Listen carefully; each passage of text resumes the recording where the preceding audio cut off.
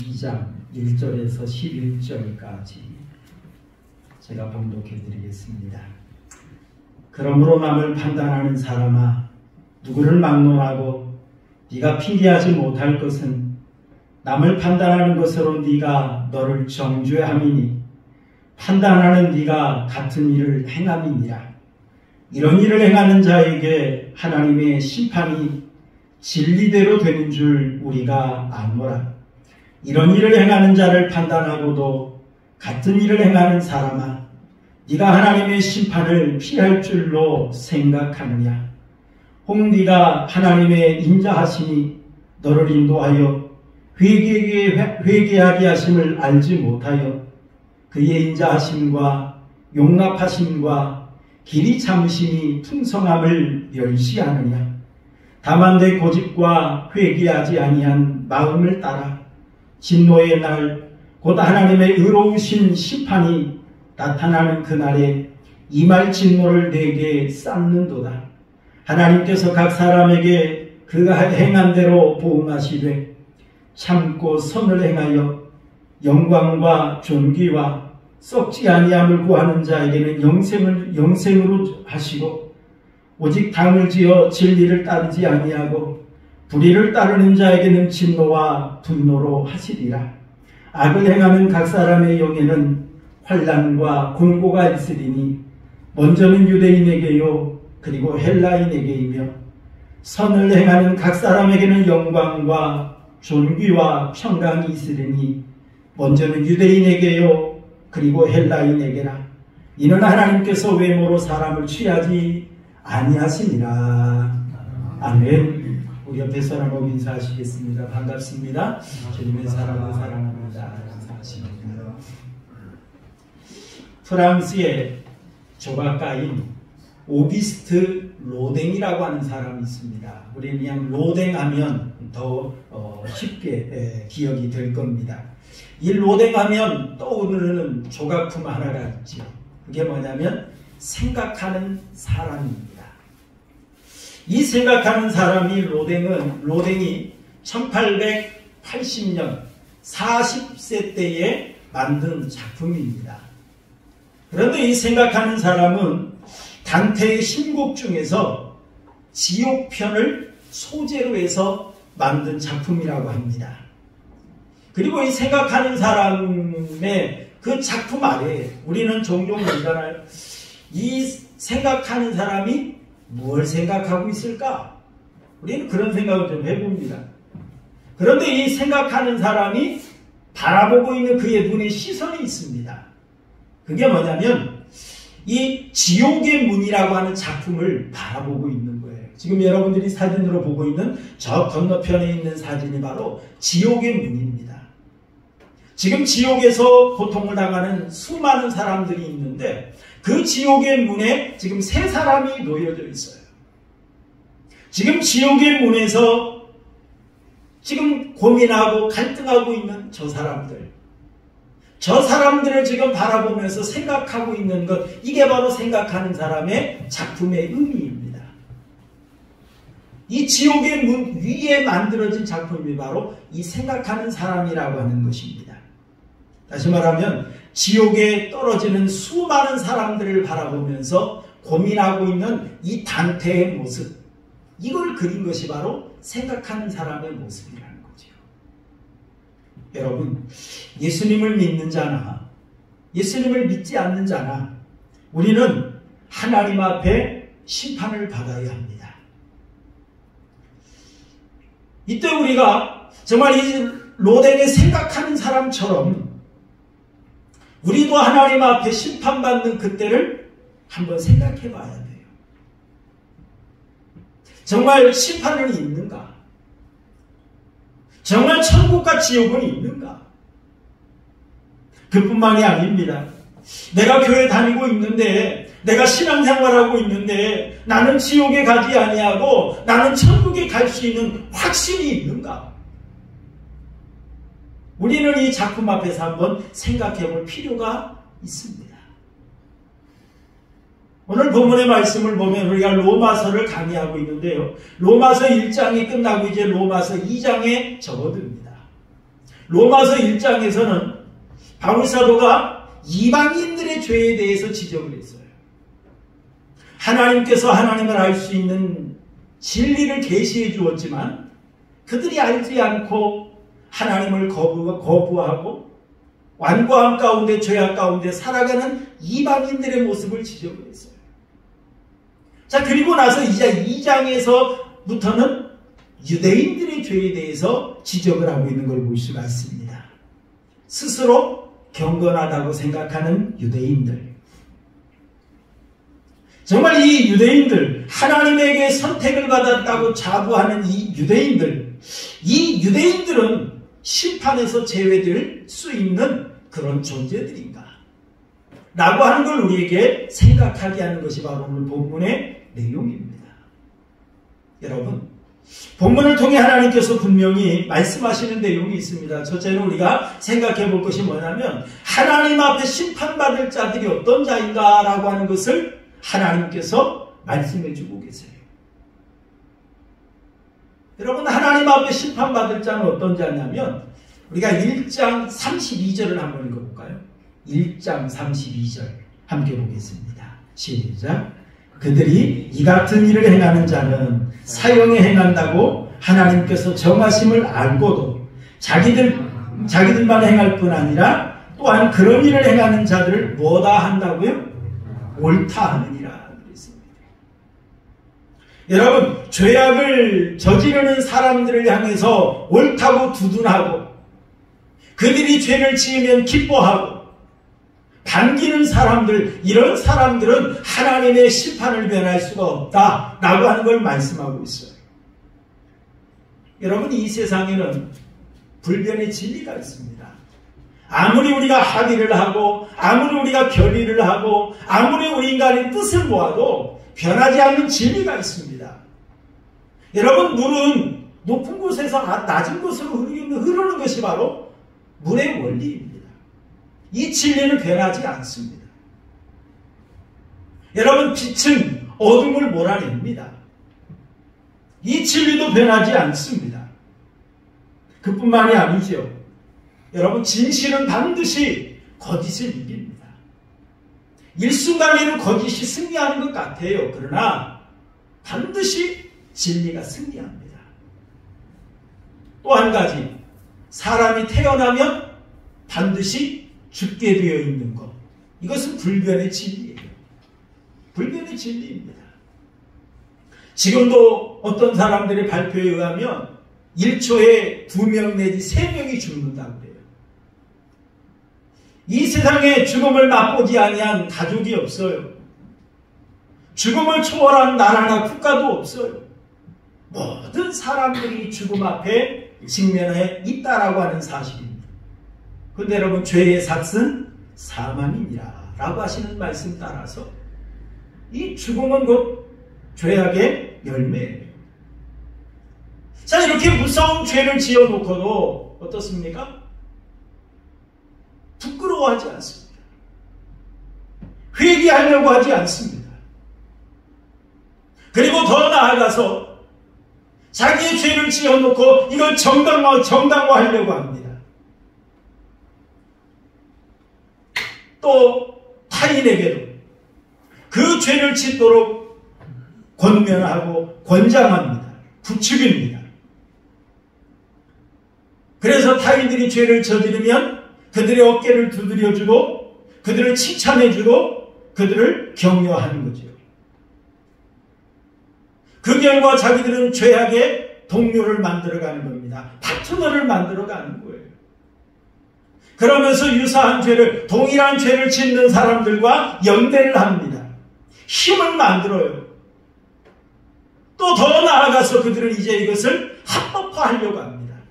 자기들의 죄가 잘못된 것이 아니라고 하는 것을 자기들의 죄를 옳은 것으로 만들어버리려고 하는 이러한 노력이 바로 합법한 노력이죠. 여러분, 우리나라에 차별금지법이라고 하는 것이 제정되려고 합니다. 사실 우리 지난 문재인 정권이 정권을 잡지 못한 원인 중에 하나가 바로 차별금지법 때문입니다. 남을 차별하지 말라는 거예요. 예, 그 의도는 좋습니다. 하지만 이것이 너무 지나치다 보니까 잘못된 것을 잘못됐다라고 말하면 처벌을 받아야 돼요. 목사가 설교하면서 신천지 이만희는 이단입니다 라고 설교하면 제가 벌금을 물어야 됩니다. 이런 잘못된 법을 만들려고 했기 때문에 그렇습니다. 지금도 그 시도는 계속되고 있는 것으로 제가 알고 있습니다. 여러분, 특별히 그 중에 동성연애를 하는 사람들이 있습니다. 동성연애를 하는 사람들은 자기들을 차별하지 말아달라는 거죠. 사실 차별금지법의 시발점이 바로 이 동성연애자들인 걸로 알고 있어요. 이 동성연애자들은 자기들을 차별하지 말라는 거예요. 자기들은 특별한 성을 가진 사람들이라는 거예요. 특별한 성을 가진 것이 아니라 지나치게 욕망에 이끌려서 살려고 하는 그 욕망 때문에 특별하게 보이는 거지 특별한 사람들이 아니거든. 그러면서 동성연애자들은 자기들의 세력을 모으려 합니다. 자기들이 부끄러운 줄 모르고 회개하려고 하는 것이 아니라 오히려 드러내요. 그래서 퀴어 축제를 하죠. 사람들에게 알립니다. 그러면서 세력을 모으려고 합니다. 그뿐만이 아닙니다. 자기들의 인권이라고 하는 것을 주장을 합니다. 인권이 아니라 사실은 욕망이죠. 인권이라고 이걸 미화해서 그리고 이 동성애를 합법화해달라는 겁니다. 법을 제정하자는 겁니다. 더 나아가서 동성연애가 잘못되었다라고 말하는 자들을 처벌하자는 거예요. 이게 오늘 우리의 현실인 걸 우리는 발견해 볼 수가 있습니다. 여러분, 이러한 것은 하나님의 은혜를 무시할 뿐만 아니라 하나님의 주권에 도전하는 사탄의 수작입니다. 이런 자들은 하나님의 심판을 면할 수가 없다라고 하는 걸 하나님께서 분명히 말씀하십니다. 그리고 여러분, 하나님의 심판을 면하지 못하는 자가 또 있습니다. 여러분, 오늘 2장 1절 한번 읽어볼까요? 오늘 2장 1절 함께 보겠습니다. 시작. 그러므로 남을 판단하는 사람아, 누구를 막론하고 네가 핑계하지 못할 것은 남을 판단하는 것으로 네가 너를 정죄함이니 판단하는 네가 같은 일을 행함이니라 라고 했습니다. 남을 판단하는데, 남을 쉽게 말하면 판단한다는 것은 정죄한다는 거예요. 남을 판단하고 남을 정죄해놓고 그러면 자기는 그런 일을 행하지 말아야 되잖아요. 남을 판단하고 정죄하고도 자기도 똑같은 죄를 짓는 사람들. 오늘 본문에서는 이 사람들이 대표적인 사람들이 바로 유대인들이다 라고 하는 것을 지적하고 있는 걸 볼 수가 있습니다. 유대인들은 특별한 선민의식이 있는 그런 사람들입니다. 우리는 특별히 하나님으로부터 선택받은 사람들이다. 우리는 하나님 나라 백성들이다 라고 하는 그런 의식 속에 우월감을 가지고 살았어요. 이 우월감으로 그치지 않았습니다. 이제는 유대인이 아닌 이방인들은 하나님으로부터 버림받은 쓰레기 같은 존재다. 그러면서 그들을 멸시했습니다. 그들을 무시했습니다. 그들을 긍휼히 여기지 않았습니다. 여러분, 이처럼 이 유대인들은 어떤 선민의식이 있어요. 의인의식이 있어요. 이 의인의식을 가지고 남을 판단했습니다. 이 의인의식을 가지고 자기의 허물에 대해서는 관대한데 남의 허물에 대해서는 아주 냉철하고 예민하게 그리고 크게 보면서 그들을 정죄하는 그러한 허물들이 그들에게 있었다라고 하는 것입니다. 그들은 자신의 허물을 보지 못하고 남의 허물만 바라보는 그런 사람들이었어요. 여러분, 예수님도 마태복음 7장 1절 말씀을 보니까 비판을 받지 아니하려거든 비판하지 말라라고 말씀했어요. 그리고 3절 말씀을 보니까 어찌하여 형제의 눈 속에 있는 티는 보고 내 눈 속에 있는 들보는 깨닫지 못하느냐? 라고 예수님이 책망하신 걸 볼 수 있습니다. 사실 여러분, 정말 다른 사람이 죄를 짓는 그런 모습을 보면서 정말 우리는 나도 그럴 수 있는 사람이구나. 나는 그러지 말아야지 라고 하는 이런 의식을 갖는 것이 바로 진정 하나님의 사람의 모습입니다. 그런데 유대인들은 비판을 해요. 정죄를 해요. 그러면서 자기들도 똑같이 행동을 해요. 이런 자들은 하나님 앞에 심판받을 거라는 거예요. 여러분, 누가복음 18장 11절 이하의 말씀을 보면 바리새인의 기도와 세리의 기도가 나오는 걸 볼 수 있습니다. 여러분, 바리새인의 기도 우리 한번 읽어볼까요? 우리 18장 11절 함께 보겠습니다. 시작.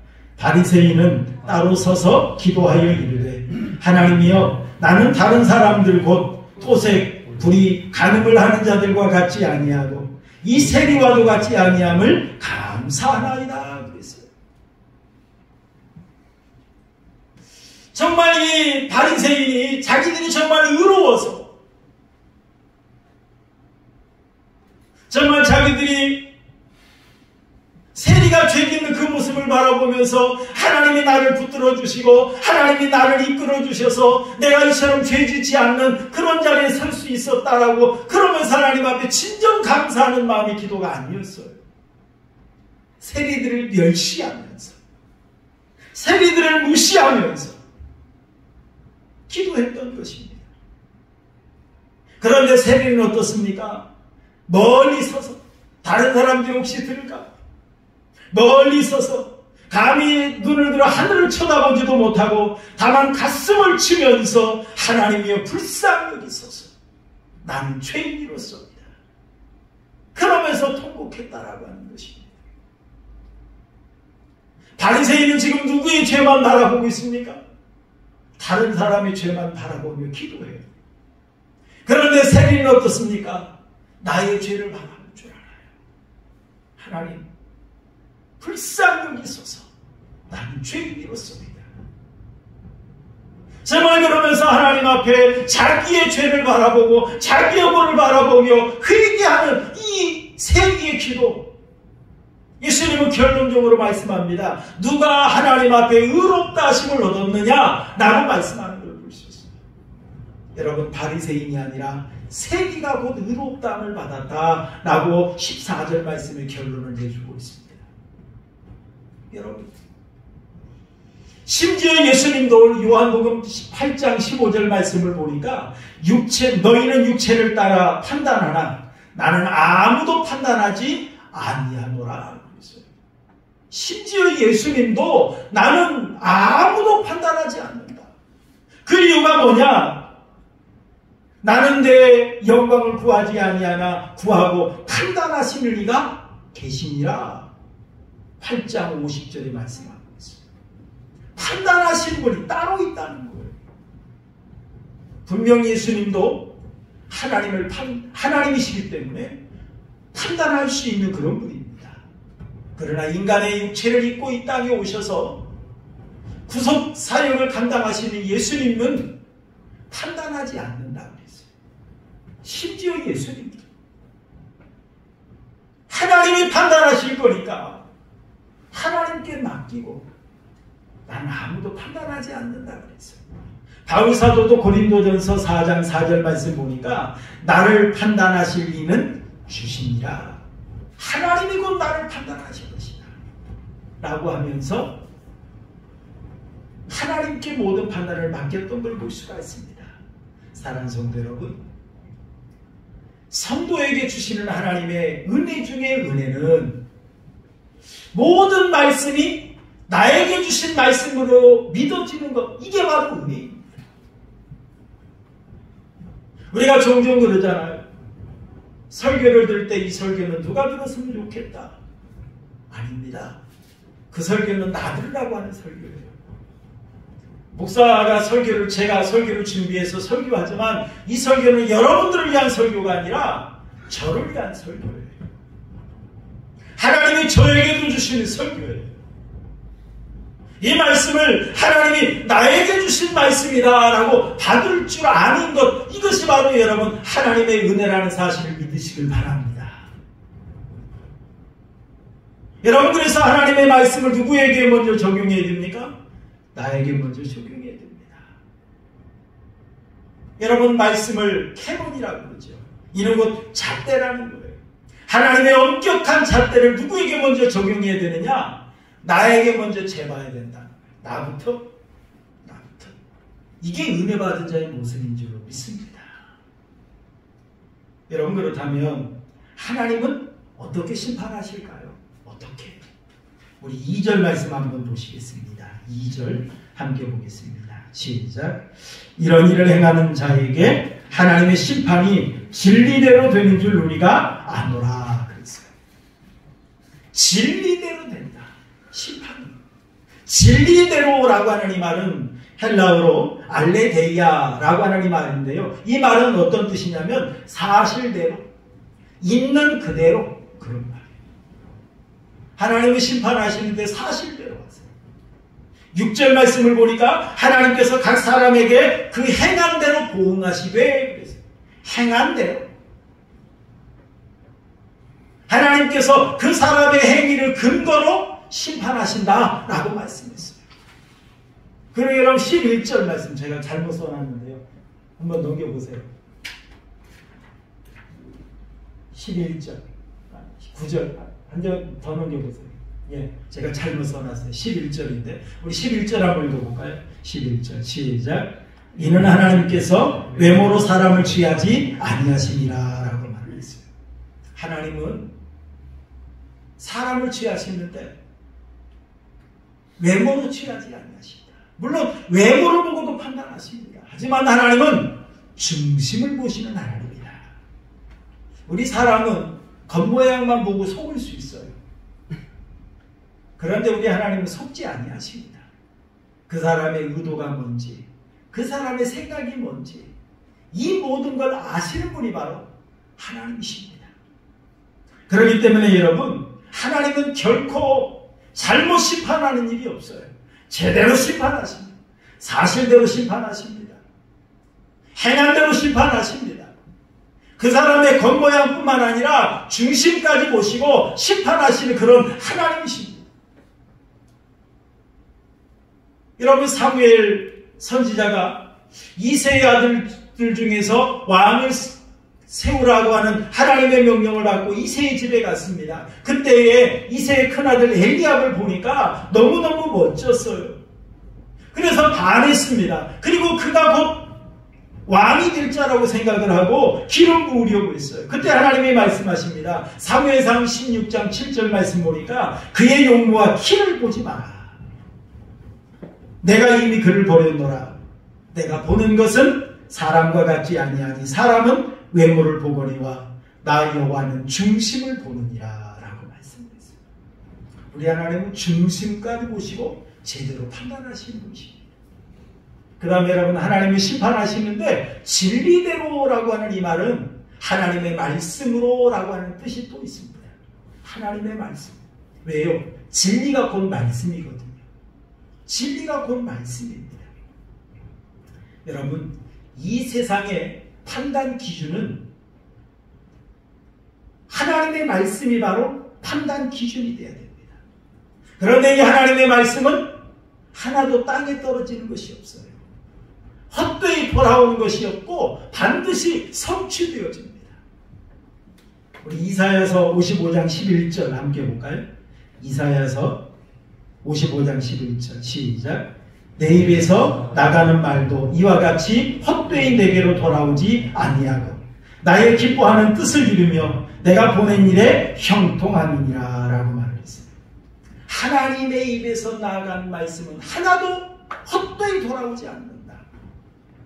반드시 하나님의 뜻을 이룬다라고 말씀했어요.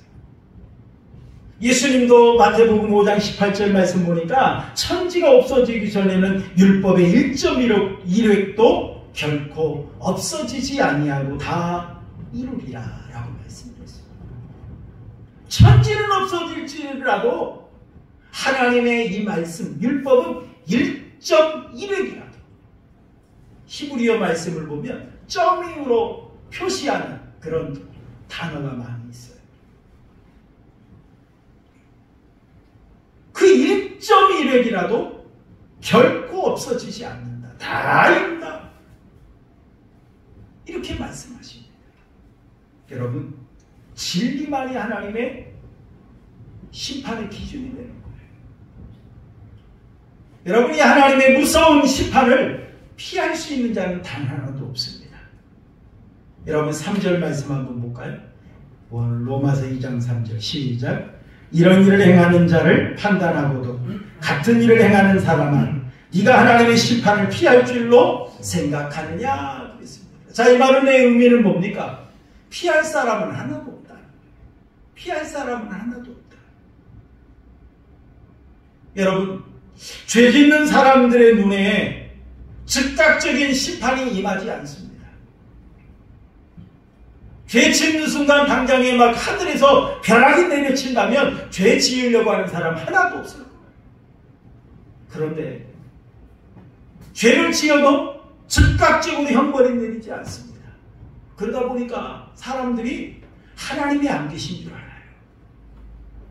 하나님의 심판이 없는 줄 알아요. 그래서 여러분 전도서 8장 11절 보니까 악한 일에 관한 징벌이 속히 실행되지 아니하므로 인생들이 악을 행하는 데에 마음이 담대하도다 그랬어요. 즉각적으로 형벌이 내리지 않고 즉각적으로 하나님께서 치시지 않으니까 죄 짓는 일에 담대하다. 여러분, 그만큼 죄를 짓습니다. 심지어 하나님을 믿는 사람들도. 그래서 디도서 1장 16절 보니까 그들이 하나님을 시인하나 입술로는 시인해요. 입술로는 고백해요. 그러나 행위로 부인하니 이런 자들을 하나님은 가증한 자요 복종하지 아니하는 자요 모든 선한 일을 버리는 자라라고 말씀했어요.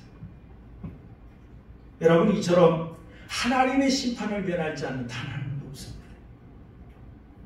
하나님의 무서운 심판을 피할 자도 하나도 없습니다. 모든 심판, 모든 자는, 모든 죄인은 심판을 받아야 합니다. 그런데 여기에서 하나님께서 택한 백성들에게 베풀어 주신 은혜 한 가지가 있습니다. 우리 오늘 4절 한번 읽어볼까요? 4절 말씀 함께 봅니다. 시작. 혹 네가 하나님의 인자하심이 너를 인도하여 회개하게 하심을 알지 못하여 그의 인자하심과 용납하심과 같이 참으심이 풍성함을 멸시하느냐라고 말씀했어요. 그런데 하나님께서 택한 백성들에게 회개할 기회를 주기 위해서 하나님께서는 인자하시라 그랬어요. 인자하시라. 이런 것 죄인을 향해서 은혜를 베풀어 주시는 그런 하나님의 모습을 가리키는 겁니다. 죄인에게도 은혜를 베풀어 주세요. 그리고 참으신다. 인내하시는 거죠. 오래 참으시는 거예요. 죄인이 회개하고 돌아올 때까지 참으시는 거예요. 이러한 하나님의 인내하심이 또한 은혜 베풀어 주시는 것이 아주 풍성하다. 그리고 또 하나는 단어가 있죠. 용납하심이라고 하는 단어가 있어요. 여러분이 용납하심이라고 하는 이 단어는 헬라어로 아노케라는 말인데요. 하나님의 관용과 오래 참으심을 나타내는 그런 단어입니다. 어떤 뜻이냐면 어떤 고통이나 어떤 불이익을 감당하면서까지 하나님의 자기 소유를 잃어버리지 않도록 강력히 붙잡아주는 행위, 이것을 용납이라 이렇게 표현했습니다. 여러분, 하나님께서 택한 백성이 하나님 품을 떠나 죄악의 길로 갈 때마다 그냥 내버려 두지 않고 계속해서 붙잡아 주신다는 거예요. 그런 행위를 용납이라 이렇게 말씀했어요. 여러분, 우리는 성질이 급하면 즉각적으로 화를 내죠. 즉각적으로 보복을 하려고 하죠. 그런데 우리 하나님은 어떻습니까? 사랑하는 하나님의 백성들이 죄의 길로 가려고 할 때마다 붙잡아 주세요. 첫째는 하나님의 말씀을 통해서 나의 죄가 깨달아지게 합니다. 나의 허물이 깨달아지게 해요. 또 말씀을 통해서 하나님의 마음을 알게 하십니다. 하나님이 나를 얼마나 사랑하시는지, 하나님이 나를 얼마나 정말 귀하게 사용하시려고 하시는지, 이런 하나님의 마음을 알게 하세요. 그리고 그 말씀의 권능을 통해서 나를 붙잡아 주십니다. 여러분, 이 세상에 사람 중에 죄가 없는 사람 누가 있어요? 허물이 없는 사람 누가 있어요? 여러분, 허물 없는 사람 단 한 사람도 없어요. 저도 허물이 투성이입니다. 너무너무 많은 허물을 가지고 있어요. 단점을 가지고 있어요. 그렇기 때문에 하나님께서 저를 용납해 주지 아니하시면 저는 하나님 앞에 설 수가 없습니다. 이처럼 하나님께서 나를 긍휼히 여기시고 회개할 기회를 주시기 위해서 하나님께서 참으시면서 나를 붙잡아 주시기 때문에 오늘도 우리가 믿음 지키며 하나님 앞에 서게 되는 줄로 여러분 믿으시길 바랍니다. 이 하나님의 은혜가 아니면 하나님 앞에 설 수가 없어요. 여러분, 베드로후서 3장 9절 한번 읽어볼까요? 베드로후서 3장 9절 함께 보겠습니다. 시작. 주의 약속은 어떤 이들이 더디라고 생각하는 것 같이 더딘 것이 아니라 오직 주께서는 너희를 대하여 오래 참으사 아무도 멸망하지 아니하고 다 회개하기에 이르기를 원하시느니라 라고 말씀드렸어요. 하나님께서는 모두가 회개하여 심판에 처하지 않도록 하기 위해서 하나님은 참으신다고 했어요. 오래 참으사. 그래서 아무도 멸망하지 아니하고 하나님의 품에 거하기를 기대하시는 마음으로 하나님은 오래 참으시면서 회개하길 기대하고 계십니다. 에레미야가 3장 22절 말씀에도 보니까 여호와의 인자와 긍휼이 무궁하심으로 우리가 진멸되지 아니함이니이다 라고 말씀했어요. 하나님의 인자와 긍휼이 무궁하시기 때문에 그 은혜로 우리가 진멸당하지 않는다는 것입니다. 사랑하는 성도 여러분, 사실 우리는 하나님의 마음과 뜻을 알고도 죄를 지으며 살아갑니다. 하나님이 하지 말라고 했는데, 하나님이 이걸 금하셨는데, 그러면서도 죄를 짓잖아요. 모르고 짓는 죄보다 알고 짓는 죄의 형벌이 더 큽니다. 우리도 남을 비판하면서 남을 정죄하면서 나도 똑같은 일을 행하고 있습니다. 그렇기 때문에 우리는 심판받아 마땅한 죄인입니다. 그런데 하나님이 그런 우리에게 은혜를 베풀어 주셨어요. 말씀을 들을 때 그 말씀이 나에게 주신 말씀이라고 하는 것이 느껴집니다. 말씀을 들을 때 내 허물이 깨달아집니다. 내 부족함이 깨달아집니다. 타인의 죄를 바라볼 때 그 사람의 죄를 통해서 나의 죄를 발견하고 나의 무능함을 발견합니다. 이것은 하나님께서 우리에게 주신 은혜라는 사실을 믿으시길 바랍니다. 하나님이 우리에게 주신 은혜예요. 나를 용납하시기 위한 하나님의 은혜인 줄로 믿습니다. 나에게 회개의 기회를 주시기 위한 하나님의 은혜인 줄로 믿습니다. 여러분, 이런 하나님의 은혜가 없다면 우리는 믿음 지킬 수 없어요. 우리는 영원한 지옥 형벌에 떨어져야만 합니다. 그런데 하나님께서 우리에게 이렇게 용납의 은혜를 주심으로 인하여서 하나님의 백성으로 믿음 지키게 하시고 오늘 또 예배할 수 있게 하셨습니다. 여러분, 이런 하나님의 은혜를 기억하면서 이제는 우리가 하나님의 말씀대로 하나님의 진리대로 살아가면서 하나님의 영광 드러내며 살아가는 우리 성도님들이 되시기를 주님의 이름으로 축원합니다.